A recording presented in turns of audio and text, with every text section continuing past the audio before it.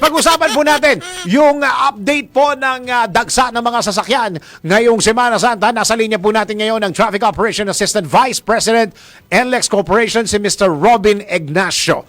Sir Robin, paring Robin, magandang araw sa iyo. Good morning din po at good morning din po sa ating mga taga-subaybay. Tama ba itong... Oo. Robin, sa inyo ba nanggaling yung statement na bumaba yung bilang ng mga kababayan natin na usually yata pagka ganitong weekend na last papuntang Holy Week at ngayong Monday ay nabawasan kayo ng mga sasakyan? Tama ba yan?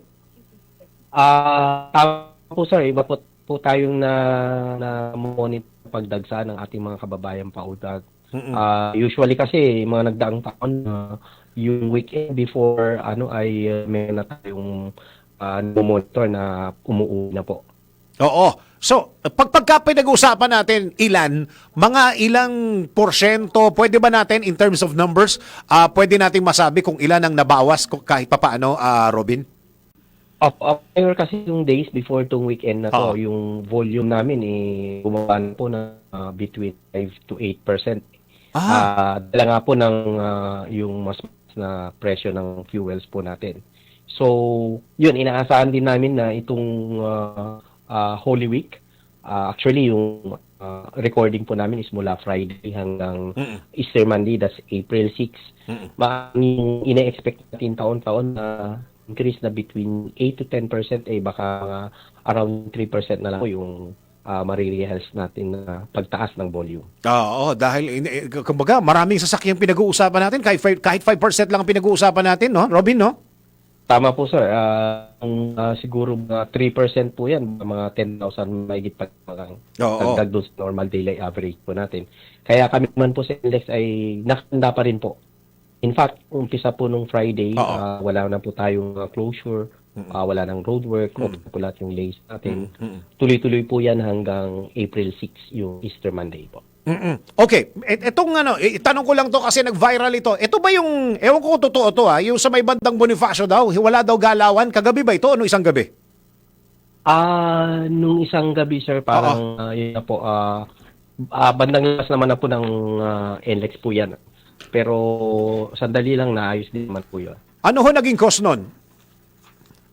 Yun, hindi ko na po kung ano nag-affect dun sa pero parang rush volume lang po yung sure ko nga po. Pakiulit po, nawala po yung dahilan. Parang dagsa lang po ng dami din ng sasakyan sir na at one point in time kaya sabay siguro sir. Oo nga, volume din Okay, balikan ho natin yung experience mo ninyo kapag dumadating ang Holy Week Exodus na yan. Robin, ito bang Lunes ay nagdadagsaan na yung mga kababayan natin? Pag pinag-usapan yung dagsaan, from what time up to what time para mabigyan din ng guidance yung mga kababayan natin na may sariling sasakyan din na mas mapabilis yung kanilang biyahe? Go ahead. Usually, itong Monday at Tuesday, hindi pa talaga ganun dagda yung ating mga kababayan bumabiyahe.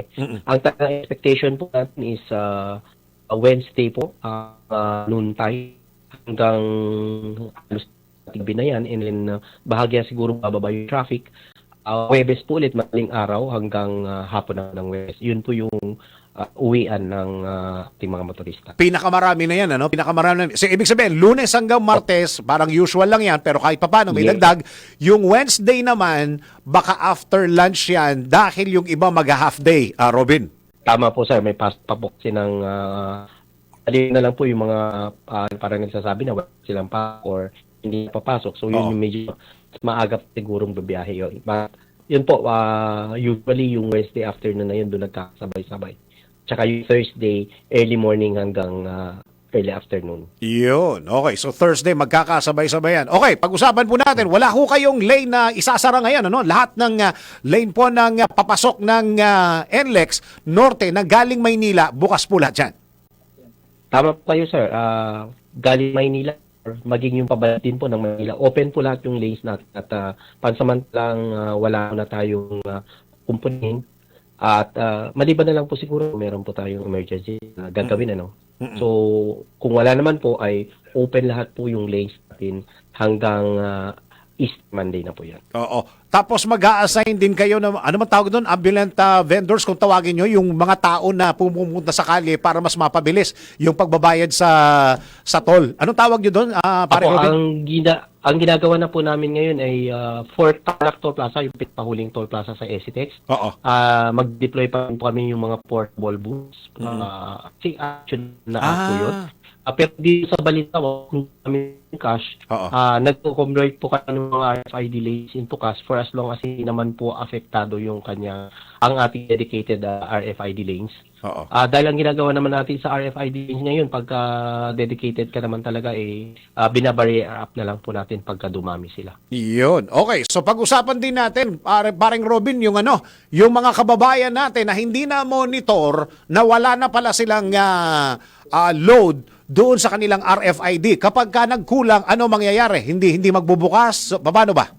Opo, hindi po yun magbubukas, so kailangan po magbayad po nung toll fee niya. Pero maaari din po silang set kung talagang po sila ng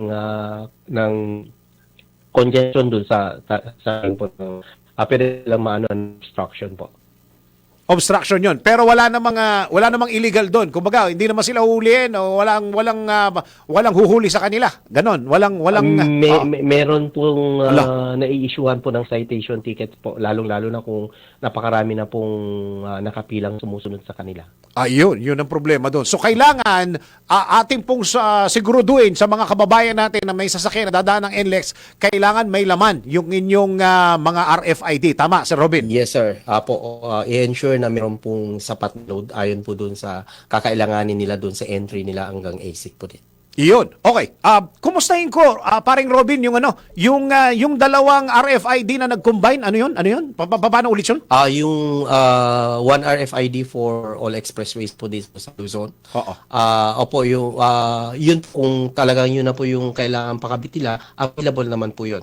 Ang kagandahan nun, isang balance na lang po yung babantayan po ng may-ari ng RFID. Oo. Tapos sa mga gasoline stations ninyo, paring Robin, yan ay merong nag-i-install along the LX. Meron po mga piling gasoline station. Okay. Meron din po dito sa mga entries at even outside po ng expressway, meron po, visit lang po nila yung www.easytrip.ph. Iyon. Okay, teka muna. Ipasok ko lang ito. Paring Robin, may nagtatanong sa akin. Ito, lagi-lagi kong tinatanong sa iyo to, paring Robin, tuwing nag-iusap tayo tungkol sa mga Pasko at saka Holy Week. Pagka nasiraan ng sasakyan, sinisingil huba ng ng NLEX. Pakisagot mo ulit, paring Robin. Opo, ang ano po dito, meron din po tayong implementation ng free towing para sa class 1 to the nearest exit. Nag-umpisa po yan nung Friday, 6 a.m. Tuloy-tuloy din po yan ng 6 a.m. ng Easter Monday para lang po mas mabilis yung ating pag-clear ng mga insidente. Yun. So, ibig sabihin, free towing yan. Walang bayad dyan, paring Robin, ha? Yes po. Opo, for class 1 to the nearest exit po. Yun, to the nearest exit. Okay, Sir Robin, baka meron kang paalala sa ating mga kababayan. Go ahead. Yun po pa rin po yung unang-unang paalala po natin sa ating mga motorista na bago bumiyahe po sana ay nakahanda po sila. Sa paghahanda ay dapat ma-check nila na nasa tamang kondisyon yung kanilang masasakyan. Ganun din po sana yung magdadrive kasi may mga nai-involve po ng aksidente na siguro baka kulang ng pahinga or hindi wala sa kondisyon po yung magdadrive. So, pwede rin po sana silang mag-monitor ng traffic at kung talaga meron pong pagsikip ng daloy ng traffic at maiipit lang po sila doon, kung kaya naman po nilang i-adjust yung kanilang pagbiyahe, mas mainam po sigurong gawin na nila yon. Ayun. Maraming salamat, Robin. At alam ko, ikaw at saka yung mga kawani at mga manggagawa ng NLEX ay mapapagod sa mga susunod na araw. Yes sir, nandito po kami. May mga dagdag deployment na po kami. Umpisa pa lang po nung Friday. Yun. Okay. So, paring Robin, maraming salamat as always. Thank you very much po. Magandang umaga po. Thank you very much. Traffic Operations. Ay, nawala. Pakilagay mo nga. Traffic Operations Assistant Vice President NLEX Corporation, si Mr. Robin Ignacio.